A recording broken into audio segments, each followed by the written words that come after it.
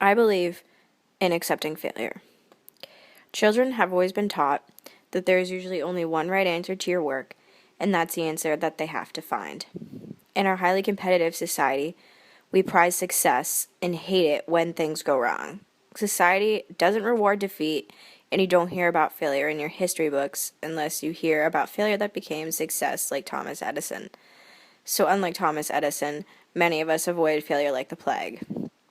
Many of us are so focused on not failing that we don't even aim for success. Of all the things that we can be wrong about, failure is at the top of the list. And children don't realize that without failure, you won't succeed.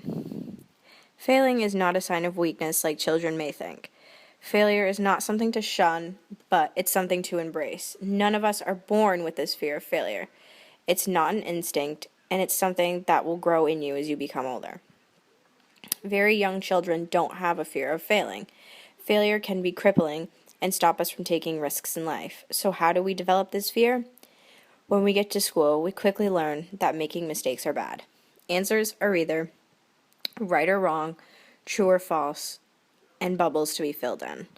The risk-taking you got rewarded for when you were young, like putting your shirt on backwards, but still getting applauded for being independent, is gone. This black and white thinking doesn't encourage learning. To achieve any worthy goal, you have to take some risks along the way. Everyone deserves an equal chance, and you can't possibly know everything, so how can these children never expect to fail? Allowing children to make mistakes is the best way to show children that they don't have to be a perfectionist. We have to remind them of what they knew as toddlers. Some children will confidently shoot their hand into the air, while others will just sit back quietly and hope they don't get called on while they slouch in their chair because they are so afraid of taking academic risks. Or you have the child that will tell others they didn't study that much the night before a big test, when they actually stayed up all night studying. They are afraid of that failing grade, so lying is better. These children are under more stress than ever, but they are lacking the basic coping skills. Children are so scared to get anything wrong that they won't even answer a question in front of their classmates in fear of being wrong because they don't want to be mocked or laughed at by their peers. We need to teach them that it's okay to fail and that everyone does it. Every student is going to have a different upbringing, and it's going to affect the way that they act at school.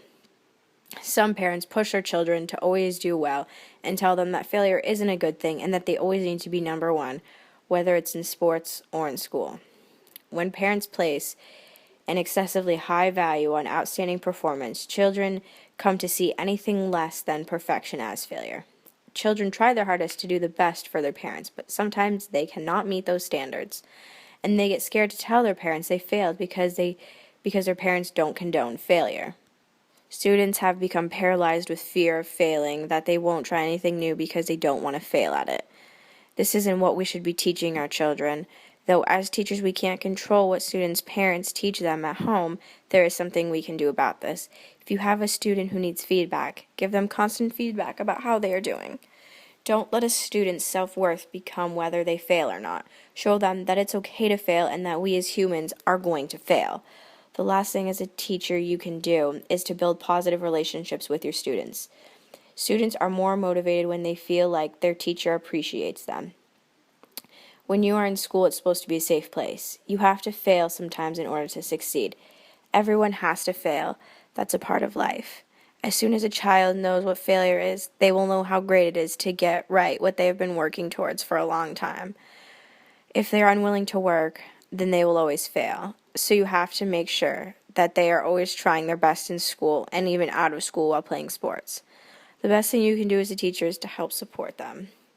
Essentialism is a philosophy that I'm going to be using and the voice behind essentialism is William Bagley. I'm using this one because students should have the Common Core when they are learning in school, along with not feeling like they can't answer a question because they don't want to get it wrong. When I'm a teacher, I know I'm going to want my students to have the basics for learning, like math and science, but I'm also going to encourage them to fail because it's okay if they don't know the answer. You can't possibly know everything. Students should feel safe in your classroom and not like they will be judged by others. I think the best way for students to have a well-rounded education is by having the Common Core classes, and William Bagley is a good influence of that. Reward and applaud your students for their efforts in front of the class so everyone understands that it's okay to fail. Don't allow the fear of failure to paralyze you from getting started or starting over.